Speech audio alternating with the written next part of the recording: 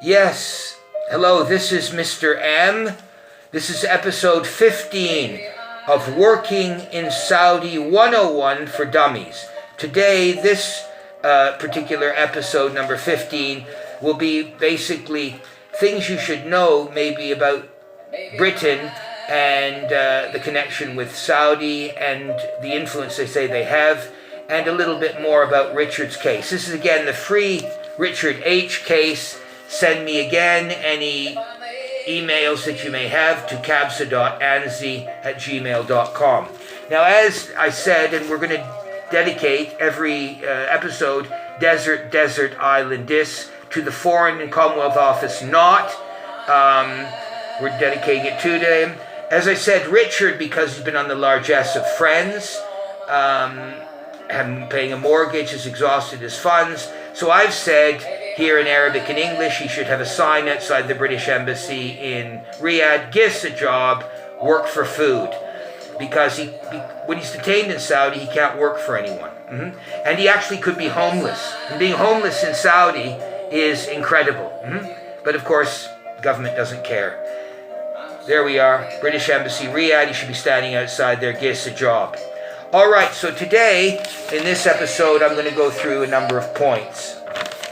Okay, number one, earlier I talked about this Saudi prince, where Britain, the EU, and the USA are lobbying for him for his release under house arrest. I've mentioned it before. His name is Salman Abdulaziz bin Salman Al Saud. They're lobbying for him, but Richard has to depend on the kindness of friends. And why, for God's name, are we not taking God's name in vain? Why are all these people concerned about a Saudi prince? Can't he work his own business out? And it's not our business to interfere in other people's affairs. Okay, next. British MPs have called for access to women's rights advocates in Saudi. Some, I take it, are detained. One was Crispin Blunt. Well, again, why not? That's great, but what about people like Richard and others like him? He's not the only one. You can go Google British expats in Saudi. Next point. SANCOM, which I alluded to earlier. There are 75 civil servants paid directly by the Saudi government. They work on Saudi Arabian National Guard military communications project. They're civil servants. That doesn't take in the more than 100 military MOD people. So you see those connections saying, well, we're very important in Saudi. And this is not about Saudi. This really is about the Foreign and Commonwealth Office and how do you help your people, you know? The next point. In the House of Commons on June 2020, Lloyd Moyle MP asked a question about RAF personnel. Do they service Saudi aircraft bombing Yemen? And the answer by someone in the House of Commons was no. But of course, they know that's strictly true, but the people that work there getting these Saudi military aircraft ready for Yemen are mainly ex-UF and RAF personnel. So you could finish the RAF one day and a couple of days later be working for the Saudis. I know that from experience at Khamis Mashaid and Aba Air Base. So but this shows the influence that they have, right? Another point, which is important, is there's a monograph, very interesting, which will give you an idea about Britain's connection. It's by Lewis and Templar, 2018, called UK Personnel Supporting the Saudi Armed Forces, Risk, Knowledge and Accountability. And that's pretty important. Now, next point.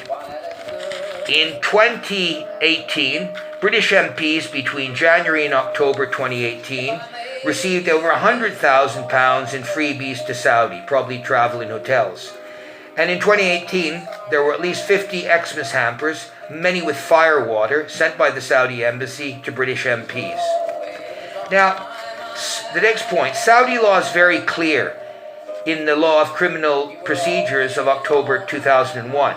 Very procedure in process. No issue there.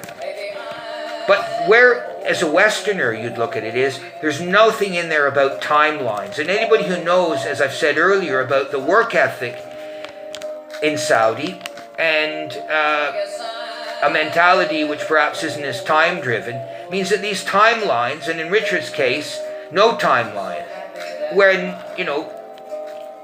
no help from the Commonwealth Office or from the FCO or the embassy. Now, if you're a prosecutor in Saudi, you must formally charge a suspect. But Richard has only been a suspect, so he's detained, but he can't leave the country. He's not detained in the prison. He's basically under open house arrest. But as I said, he could be homeless. And homeless in Saudi when it's 120 degrees Fahrenheit is no fun, yeah? It's terrible. I mean, easily he could die, but nobody cares, and he has been ill recently. Now, we'll go on. So Richard has the right to look for compensation with his ex-employer, SPSP. The Ministry of the Interior, fair enough, or the prosecutors or other people, they have a process where you can, if you have a complaint, seek monetary compensation. The Saudis have that. And we know of one Arab expat who received a reasonable payment as compensation because processes hadn't been followed. So there is a process in Saudi. Again, it's the Foreign and Commonwealth Office. There's a complaints procedure. One would actually see, is there a case in law, because they have superior knowledge, for their complete and flagrant disregard of Richard. Now here's where we go legally in this case. Does the plaintiff have a right? Saudi law clearly says it's right. If the plaintiff has a right, does he have a remedy? And in Saudi law, it seems he has a remedy. So that's very interesting, and I've said that. So the process in Saudi law is good. Now I'll go to my last point about Britain's grandstanding about their influence. In the Freedom of Information Act, and in 2017, in May, someone asked, how many Saudis are at the Royal Military Academy Sandhurst? That was never answered. There was no reply. But the present Saudi ambassador to the UK went to Sandhurst, no RCB for him, and went to Eton like Harry. Again, whether Harry had the marks to apply, we don't know. And they call these people the Sandhurst Sheikhs. Basically, I would say they're investing for influence. Like the British Council used to use that term. By having these rich Saudis attend Sandhurst, and I can understand that. It can influence things in a positive way for Britain. That's okay. There have been actually 10 princes in the Saudi royal family who've been to Sandhurst, as far as I know. Some Khalids, some a guy called Mutaib, some Sauds, some Sultan, Turkey, Abdul Rahman. So there's a lot of them who've been there. And that's part of the influence, along with the trade, the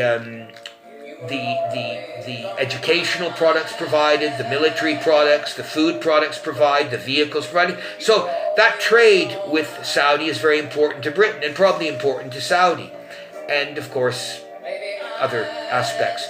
But if they've got that influence, and they keep thinking they're number two, the British, to the Americans, why don't they do something for their nationals? The Americans exert influence for their nationals. But Britain is not some small country in South America or Africa who doesn't have any leverage. Britain say they have leverage, but they do nothing for their nationals unless they're bigwigs or have wasta. Okay, that's it. Just again, Richard, get out there, stand outside the British embassy, work for food, get us a job. And again, any more questions for me, please send them to kabsa.anzi@gmail.com. Thank you very much. This is the end of episode 15. Thank you very much. Support Richard. Bye-bye. Mr. H, Mr. M, bye-bye.